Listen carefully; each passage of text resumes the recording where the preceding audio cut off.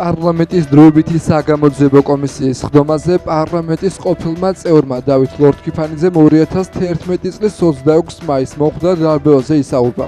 მან ისაუბრა იმ პირებზე, რომელთაც ხედრებით მაღაზიის სახურავზე იპოვეს. მისი თქმით, ყველა მიცის სულიკო ასათიანი არც დეს მოუკლავს და არც შეტაკებაში დაღუპულა. ლორთქიფანიძეს განცხადებით, როგორც ოჯახს აქვს ინფორმაცია, ის აიყვანეს მცხეთის იზოლატორში, აწამეს და წამებაში ამოხადეს სული. რაც ჩვენ 26 მაისს გადავიტანეთ, წინასწარ იყო მოფიქრებული. ეს იყო დაგეგმილი ოპერაცია, ჩვენი დასჯა უნდათ იქ სერიოზულად. მე მაგას სასაკლაოს ვუწოდებ. ამის შესახებ მოჭიდავემ ნონა გაფრინდაშვილმა პარლამენტის დროებითი საგამოძიებო კომისიის ხდომაზე განაცხადა. მისი თქმით, 2011 წლის 26 მაისის მოვლენების დროს ძალოვანი უწყებების წარმომადგენლება გასავლელები ჩაკეტეს და ხალხს გასაქცევი არ დაუტოვეს. შეგახსენებთ, რომ დღეს პარლამენტის დროებით საგამოძიებო კომისიაზე სულიკო ასათიანს და ნონა გაფრინდაშვილს მოусმინეს. 2011 წლის 26 მაისი რომ თენდებოდა, ამ შენობის წინ რუსთაველის გამზირზე სააკაშვილმა, მერაბიშვილმა და მაშინდელმა რეჟიმის წარმომადგენლებმა დაარბიეს მშვიდობიანი აქცია და სისხლით მორწყულ რუსთაველზე დილით უკვე 26 მაისს სააკაშვილმა სხვადასხვა ორდენით დააჯილდოვა საზოგადოების სხვადასხვა წევრები და გამართა აღლუმი. ამის 12 საათზე აბსოლუტურად გაფრთხილების გარეშე ჩაიკეტა ყველა გასასვლელი. ფაქტიურად მთელი, ასე ვთქვათ, ადამიანები, რომლებიც აპროტესტებდნენ მაშინდელ რეჟიმს და სამართლიანად აპროტესტებდნენ, მოაღწიეს, ასე ვთქვათ, ყურბში, რომ მათ გასასვლელი არ ქონოდათ, გამოიყენეს, არ ვიცი, რა სახის, რამდენი სახის, ასე ვთქვათ, საბრძოლო ტექნიკა, თუ შეიძლება ასე ითქვას, მხუთავი გაზები, ხმოვანი რაღაცა სიგნალები და ასე ვთქვათ, ადამიანებს არ მისცეს იმის საშუალება, რომ ერთი გასასვლელიც ქონოდათ, რომ გარიდებოდნენ, როდესაც დაიწყო დარბევა, ვისაც, ასე ვთქვათ, წაელეწებოდნენ, თუ შეიძლება ასე ითქვას, იჭერდნენ, ხელებზე უკეთებდნენ პლასმასის მარყუჟებს. მახსოვს ლუკა კურტანიძეს რამდენიმე გაუკეთეს, ეთყობა იფიქრეს, რომ ეს ერთს გაწყვიტავსო და ასე ვთქვათ, მე მოხდა ისე, რომ ეს ყველა ხალხი შერეკეს ბოდიში იმ ადამიანებთან გამოთქვისეს პირდაპირ მნიშვნელობით რუსთაველის კინოთეატრში და იქ აგრძელებდნენ ამ ადამიანებზე, ასე ვთქვათ, ფიზიკურ ზემოქმედებას. აქედან შემდგომ ჩვენ ვინც მოვახერხეთ და ასე ვთქვათ, გავედით, შემდგომ ამ დამტროებულ, დასახიჩრებულ ადამიანებს ეზიდებოდნენ პირდაპირ მნიშვნელობით, იმიტომ რომ სიცოცხლე ნიშანწალიც აღარ ქონდა დარჩენილი რესპუბლიკურ საავადმყოფოში. ჩვენ იქ ვიყავით დილის საათებში, უკვე იქ მოყავდათ სასწრაფო მანქანები და ამისი კადრები არსებობს. როცა გაივსო, ასე ვთქვათ, პალატები დამტრეული ადამიანებით, მერე უკვე უკაცრავად და იატაკზე პირდაპირ მნიშვნელობით ყრიდნენ ამ დამტრეულ ადამიანებს. სისხლში იყო ყველაფერი მოსრული, ათენდა და გავიგეთ ყველა, რომ რუსთაველის, ასე ვთქვათ, მიმდებარე ტერიტორიაზე, მაღაზიის სახურავზე იპოვეს ორი ადამიანის გვამი, სულიკო ასათიანის და ნიკა კვინტრაძის გვამები. და გავცელდა ახმა, რომ თითქოს ეს ადამიანები ელექტროენერგიის, ასე ვთქვათ, ზემოქმედებით დაიღუპენ 27-ში. სულიკოს შვილი წაიყვანეს ქუთაისის უშიშროების განყოფილებაში. მიაკითხეს დილით და ქუთაისში გამოუცხადეს, რომ პაატას დენით გარდაიცვალა და ახალგაზრდა კაცია პაატა და უთხრა, რომ სულ დაწვითო, რეაქცია ქონდა ასეთი, რომ იმდენად ბოროტები იყვნენ, ინსტინქტურად უთხრა, რომ მთლიანად დაწვითო, ისა თუ დატოვეს რამე. ჩემი თვალით დავინახე, რომ ადამიანს თვალი ქონდა გამოთხრილი, მარცხენა თვალი და დაფარებული ქონდა თეთრი, ასე ვთქვათ, სპეციალური რაღაცა ხსნარში დამუშავებული, ისე რა ქვია, ბინტი. ყელი ქონდა გამოგლეჯილი, ანალოგიურად იქაც ქონდა დაფარებული, ხელები ქონდა დამტრეული და მითხრა რომ აი ეს არის ხო დენს შეიძლება ასეთი რაღაცები გაიგეთებიაო ადამიანისთვისო ну მოკლედ აი ესეთი სისასტიკე ჩაიდინეს და ყველამ იცის რომ ეს ადამიანი აქ არც დენს მოუკლავს და აქ არც შეტაკებაში არ დაღუპულა ის წაიყვანეს და როგორც ოჯახს აქვს ინფორმაცია და უბრალოდ ვერ დადასტურდა ეს ინფორმაცია სამწუხაროდ ცხეთის იზოლატორში აწამეს და იქ წამებაში თუ შეიძლება ითქვას ასე ამოხადეს სული. იყო თუ არა რამე ძალადობა 26 მაისს? მისგან მიტინგების არა როგორ გეკადრებოდა ძალადობა. ამას მინდა რომ აბსოლუტურად მშვიდობიანი აქცია იყო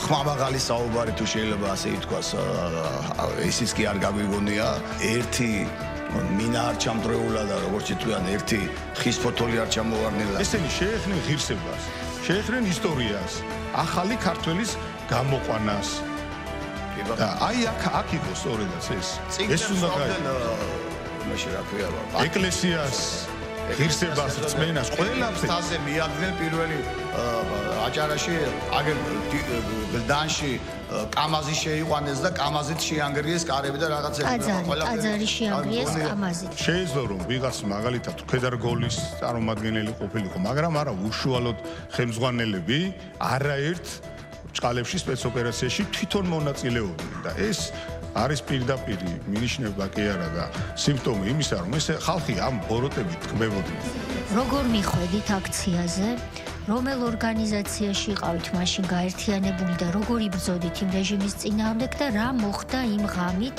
რუსთაველის გამზირზე ეს იყო სპეციალურად წინასწარ მოფიქრებული დაგეგმილი ოპერაციას ჩვენ დავჟამუნდოდათ იქ სერიოზულად მე მაგას ასაკლაუსო უძახი უბრალოდ უწოდებ იმიტომ რომ იქ რაც მოხდა ამას ვერ წარმოიდგენდა ვერავინ იმიტომ რომ ბევრი აქცია ჩატარებულა 9 აპრილიდან დაწყებული რომ დავიწყოთ შემდეგ რა აქციებიც ტარდებოდა მსგავსი არც ერთ აქციაზე არ ყოფილა მე ვიძახი იმიტომ რომ ჩაკეტილი იყო 3 კორდონი იყო ჩვენს ირგვლივ იმ დღეს და გასასვლელიც არ იყო დატოვებული მე 9 აპრილი იმიტომ ახსენე საშინელება უბრალოდ ხალხ შეეძლო მისდებდნენ იმ ადამიანებს მაგრამ გასაქცევი ჰქონდა ის რეჟიმი რა რეჟიმი სადისტური რეჟიმი იყო იმ დროს არ შეიძლებოდა რომ ჩუმად ყოფილიყო ყველა მთელი საქართველო თორე დღეს საქართველოს შეიძლება არც ყოფილიყო ვინაიდან 12 საათზე უკვე დამოუკიდებლობის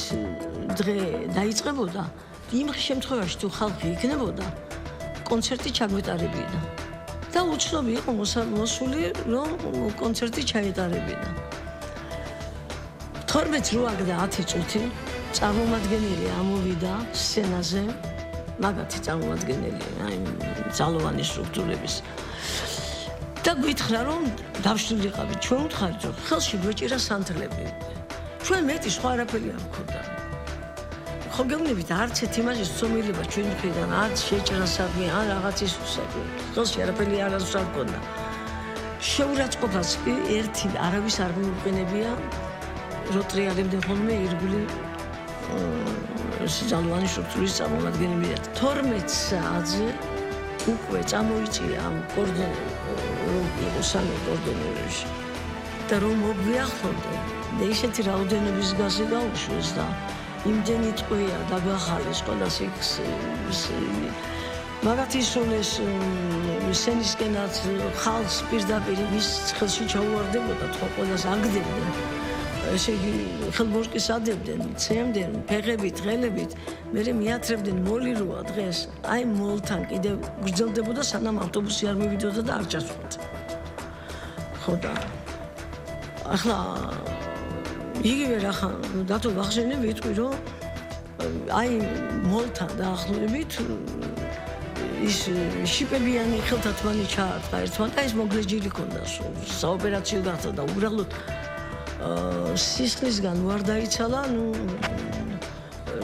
შეკუშვა მოხდა იქ აი სიცივეში და რაღაცაში და იმან გადაარჩინა თორემ მთელი საღამო მე იქიდან წაყვანილი გაატარა იქ შინაგან საქმეთა სამინისტროში და ხა ჩემი ახლობლები რო იყვნენ იქ ჩემი უახლოესი ოჯახი და ახლოს სადაც რომელიც მოსული იყო ერთს მაგალითად ის რა ქვია ვერ აიტანა მისმა გულმა ეს გაზის აი ეს ოდენობა რაც გამოუშვეს და რაც შეიძლება ტყვიაც მოხდა ეს მე არ ვიცი ახლა მე სცენაზე ვიყავი მაგრამ ფაქტია რომ ამოდენიმე დღეში გარდაიცვალა გულმა ვერ გაუძლო და ჩემი ძმისშვილი ლევან გაფრინდაშვილი ისე ცემეს რომ მთლიან დაშავებული თავიდანვე ორი ასე ვთქვათ მკვდარი ადამიანი შემოდის ბუდკის თავზე აი გვარებია ჩაწერილი ნიკვა კვიტრაძე სულკواسათიანის და მე უნდა ამის გასაღება ვითომ უბედურების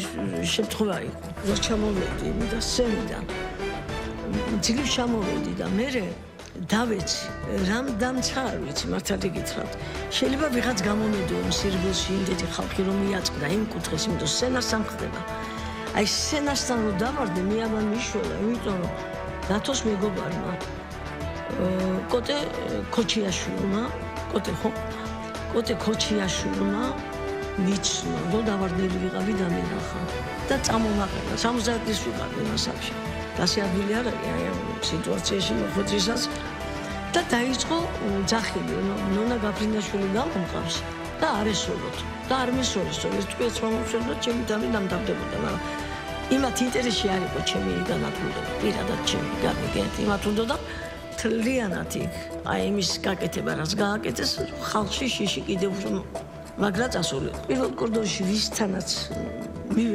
მივიყვანა მე ფარი მომადო შუბზე მე რა უნდა გამიკეთებინა ხო წარმოგიდგენიათ ფარი ისთვის მომადე შუბზე ვერ ხვდები რა სანამ უფრო შეტყო და გაატარეთ ასე გამატარეს ერთი მეორე მესამე კორდონი და როცა უკვე უნდა გავსულიყავი უკვე მისული ვიყავით ბოლომდე და გაახსენდათ რომ ვიღაცას მივყევარ და გავყავ მე გამიშვეს და იმას სტაცეს ხელი და გააქანეს ეს შეგასაკეთეს სამინისტროში გირჩმა თვითმმართველობის არჩევნებისთვის აქტიური მზადება დაიწყო. პარტიაში წინა საარჩევნო შეხვედრებს აანონსებენ. ნაციონალურ მოძრაობაში კი კვლავ აცხადებენ, რომ არჩევნებში მონაწილეობა ხალხისა და ქვეყნის ღალატია.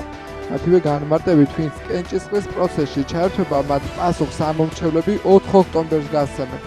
მმართველი გუნდის შეფასებით ოპოზიციის იმ ნაწილსაც კი, რომელიც არჩევნებში მონაწილეობაზე კატეგორიულ ვარს აცხადებდა, საარჩევნო კამპანია უკვე დაწყებული აქვს. შეუძლებელია პოლიტიკურმა ძალამ მიიღოს მონაწილეობა არჩევნებში ამ სტატუს-კვოში და ეს ჩაითვალოს ან მორალურად, ან პოლიტიკურად, ან სამართლებრივად გამართლებულად. პირიქით, შეიძლება ითქვას, რომ ეს იქნება მათი მხრიდან გაცხადება, რომ ისინი მზად არიან ითამაშოს სისტემური ოპოზიციის როლი, იმიტომ რომ როდესაც პოლიტიკური პატიმრების რისკი იზრდება ქვეყანაში, რეპრესიული კანონების რაოდენობა იზრდება და უბრალოდ ქვეყანაში პოლიტიკურ ცხოვრებას აზრი აღარ აქვს და საარჩევნო დემოკრატია აღარ არის, არჩევნებში მონაწილეობა არის კამუფლაჟის შექმნის მცდელობა ამ ავტორიტარული რეჟიმის. უზადებით ჩვენ და სხვების მსგავსად ჩვენ არასდროს არ დაგვიმალავს არაფერი და პირდაპირ ყოველთვის ამას ვამბობთ. ხომ ეთანხმებით, ხო ესე იყო, ხო არ დამიმალავს და არ დაგვიმალავს არასოდეს ესაკეთ, რომ მემზადებით ჩვენ ნებისმიერი არჩევნებისთვის, მათ შორის თვითმმართველობის და საპარლამენტო არჩევნებისთვის. და სამ რამეს ვიმეორებთ ამასთან ერთად, ხო, რომ ჩვენ მემზადებით არჩევნებისთვის, რომ ჩვენ სხვების მსგავსად ამ საკითხთან დაკავშირებით ძალიან ცხადი პოზიცია გვაქვს და მესამე ის, რომ ჩვენს გადაწყვეტილებაზე ვერავინ ვერც ქვეყნის შიგნით და ვერც ქვეყნის გარეთ გავლენას ვერ მოახდინა. რაც უფრო ნაკლებ კოლექტიური დანსმოძრაობის პარტია იქნება წარმოქმნილი პოლიტიკაში, მით უკეთესია ზოგადად ჩვენი საზოგადოებრივი ცხოვრებისთვის და პოლიტიკური აქტივობებისთვის. უფრო მეტ პარტია შეიძლება რომ ჩაერთონ პოლიტიკურ საქმიანობაში და ერთმანეთთან გაცვლა ინფორმაციისა და ამავე დროს აზრების იქნება თუ ჭიდილი, მნიშვნელოვანია რომ იყოს დამოკიდებული და დაფუძნებული ჩვენი ქვეყნის სიყვარულზე და არა გარედან პატრონების მიერ დაავალებების მიღებაზე. ოპოზიცია ემზადება არჩევნებისთვის, ზოგიერთი მათგანი მათ შორის ადასტურებს, რომ ისინი ნამდვილად აპირებენ მონაწილეობის მიღებას, რაც შეეხება იმ პარტიებს, რომლებიც ჯერჯერობით არ ადასტურებენ, თუმცა ემზადებიან არჩევნებისთვის, როგორც ჩანს, ისინი ელოდებიან გარედან დავალებებს, თუმცა დარწმუნებული ვარ, რომ საბოლოო ჯამში ისინი მაინც მიიღებენ არჩევნებში მონაწილეობა, ჩვენთვის რა თქმა უნდა არ აქვს მნიშვნელობა ოპოზიცია მიიღებს მონაწილეობას, არ მიიღებს, ერთიანი ჩვენ ზათავად კიდევ ერთხელ ხარდაჭერა ჩვენს მოქალაქეებს და კიდევ ერთხელ ქართულ ხალხთან ერთად გავიმარჯვოთ. კანონიერი მოთხოვნა არ ყოფილა, რა თქმა უნდა, თავს დამნაშავე დაარწმუნა. ამის შესახებ ლელოძლიერი საქართველოს ერთ-ერთმა ლიდერმა ბადრი ჯაფარიძემ მოსამართლის კითხვის აპასუხოდ განაცხადა. მოსამართლე ირაკლი შვანგირაძის მიერ მისთვის ბრალის განმარტების და დასმული კითხვისას ცნობდა თუ არა ის თავს დამნაშავედ, ჯაფარიძემ უარყოფითი პასუხი გასცა. ბადრი ჯაფარიძეს პარლამენტის დროებით საგამოძიებო კომისიის კანონიერი მოთხოვნის დაუმორჩილებას ედავებიან, მას სასამართლო პროცესის მტკიცებულებების დასაშვებობაზე იმჟელეს. ადვოკატებმა კომისიის წევრებისა და თავმჯდომარე თეწ ლუკიანის, ასევე ალუდა ღუდუშაურის, სოზა სულბარის, გურამ მაჭარაშვილის და ასე შემდეგ დაკითხვა და მათ მოწმეთა სიაში დამატება მოითხოვეს, რასაც ბრალდების მხარი არ დაეთანხმა. პროკურორები კომისიის წევრებისა და თავმჯდომარის დასაკითხ პირთა სიიდან ამორიცხვას ითხოვენ. ცნობისთვის ბადრი ჯაფარიძეს ბრალი საქართველოს სისხლის სამართლის კოდექსის 349 მუხლით წარუდგინეს, რაც საქართველოს პარლამენტის დროებითი საგამოძიებო კომისიის მოთხოვნის შეუსრულებლობას გულისხმობს.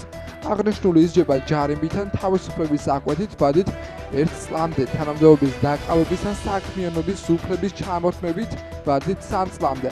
ბადრი ჯაფარიძეს აღკვეთის ღონისძიების სახით 50,000 ლარიანი გირა აქვს შეფარდებული, რაც მან დადგენილ ვადაში გადაიხადა. კანონი განსაზღვრავს პირდაპირ ორაზროვნების გარეშე, რომ 50% საგამოძიებო კომისიის უნდა იყოს ოპოზიციის წევრებისგან. დამისახელეთ ერთი წევრი ოპოზიციიდან ამ კომისიაში, ერთი წევრი.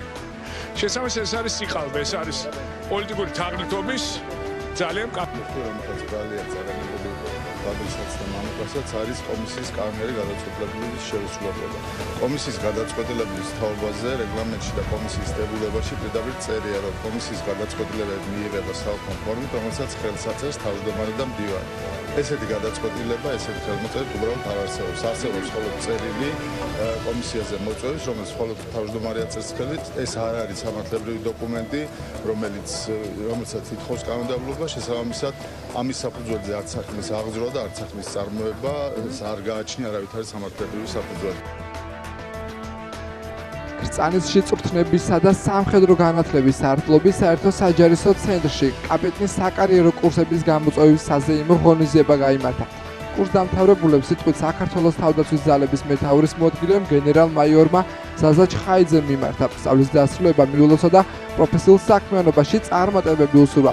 ღონისძიების დასასრულს კურსდამთავრებულებს შესაბამისი დიპლომები გადაეცათ.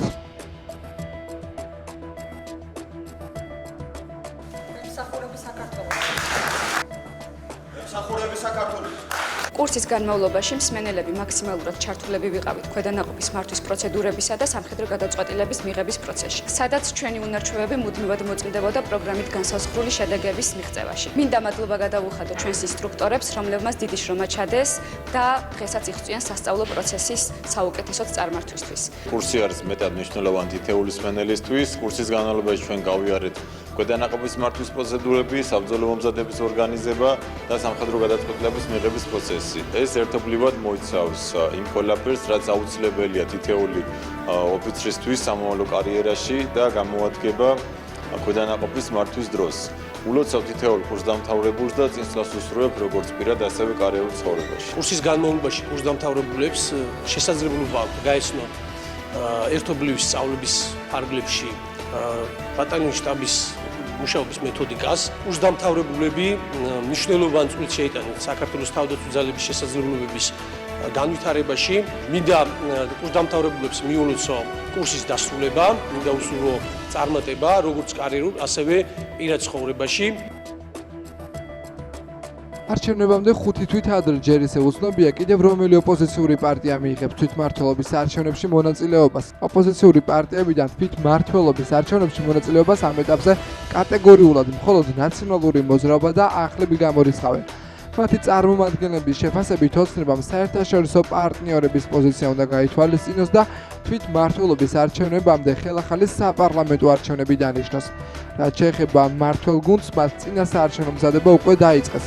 ქართული ოცნების წარმომადგენელი თამარ მურალოვა დარწმუნებულია, რომ დამაჯერებლად გაიმარჯვებენ და როგორც გორში, ისე 63 მუნიციპალიტეტში მოსახლეობა საკრებულოების წევრებსა და მერებს სწორედ ქართული ოცნებიდან აირჩევს. ცნობისთვის მოახლოებულ არჩევნებში მონაწილეობაზე ამ დრომდე ბუნდოვანი პასუხი აქვს პარტიებში რელოსა და გახარია საქართველოსთვის. რაც შეეხება გირჩს, პარტიაში აცხადებენ, რომ მუნიციპალური არჩევნებისთვის უკვე აქტიური მზადება აქვს დაწყებული, არჩევნები საქართველოში 4 ოქტომბერში ატარდება.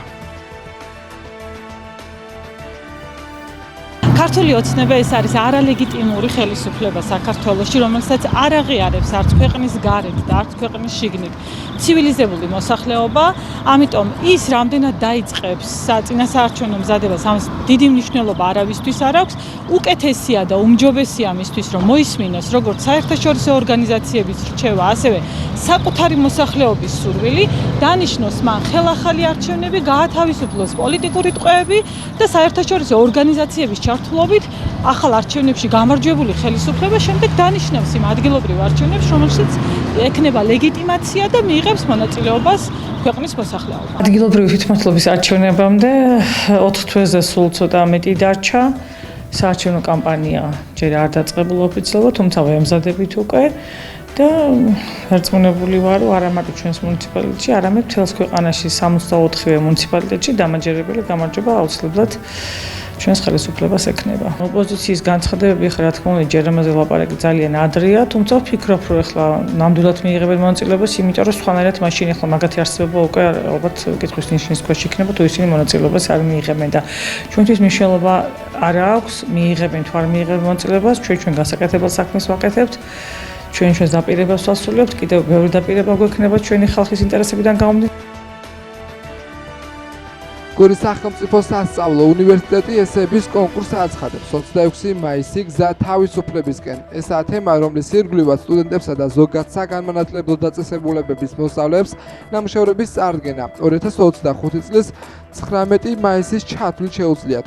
როგორც უნივერსიტეტის საზოგადოებასთან ურთიერთობის სამსახურის ხელმძღვანელი ამბობს, დაინტერესებულ პირებს ესეების ჩაბარება კანცელარიაში შეუძლიათ. გორის სახელმწიფო უნივერსიტეტმა გამოაცხადა ესეების კონკურსი თემაზე 26 მაისი გზა თავისუფლებისაკენ. აღნიშნულ კონკურსში მონაწილეობის შესაძლებლობა ექნებათ როგორც გორის სახელმწიფო უნივერსიტეტის სტუდენტებს, ასევე ზოგად საგანმანათლებლო დაწესებულების მოსწავლეებს. კონკურსში მონაწილეებმა ნაშრომები უნდა წარმოადგინონ უნივერსიტეტის კანცელარიაში. ბოლო ვადა ეს არის 19 მაისი, რაც შეეხება გამარჯვებულების გამოვლენას 28 მაისს გორის უნივერსიტეტში იწყება სტუდენტური დღეები და სწორედ ამ ღონისძიებაზე მოხდება გამარჯვებულების დაჯილდოება. რაც შეეხება ჯილდოებს, სკოლის მოსწავლეებისთვის გათვალისწინებულია სპეციალური სერტიფიკატები და ასევე ფასიანი საჩუქრები, ხოლო სტუდენტებისთვის ცოტა განსხვავებული ფორმატია, ეს არის ფულადი ჯილდო 300, 200 და 150 ლარის ოდენობა.